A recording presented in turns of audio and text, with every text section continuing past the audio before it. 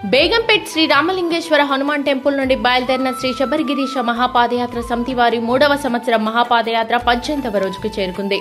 ఈ రోజు దుబ్బాక సాయి కిరణ్, దుబ్బాక శైలజ, దుబ్బాక నేహ, దుబ్బాక సాయి ఐశ్వర్య, దుబ్బాక జమున వాళ్ల కుటుంబ సభ్యులు ఏర్పాటు చేసిన భిక్షను అయ్యప్ప స్వాములు స్వీకరించి పాదయాత్రను కొనసాగించారు. ఈ రోజు వరకు మహాపాదయాత్ర 554 కిలోమీటర్లు చేరుకుంది.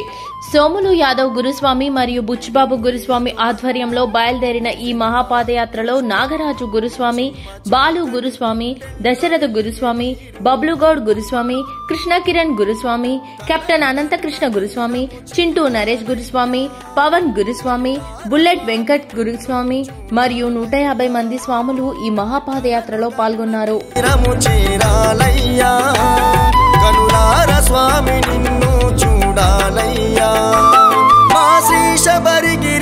మహాపాదయాత్ర మరవమయ్యా, ఆగదు మా పయనం, చేరదు నీ గమనం, అడుగులాడుగేస్తూ పలికినాము నీ శరణం.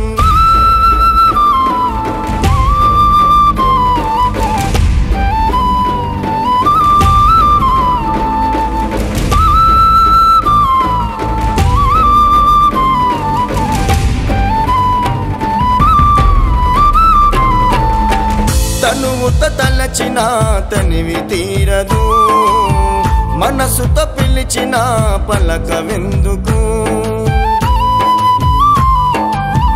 బాధలు అనుభవించే బతుకు ఎందుకు, నిన్ను చూడాలని ఆశ చావదు,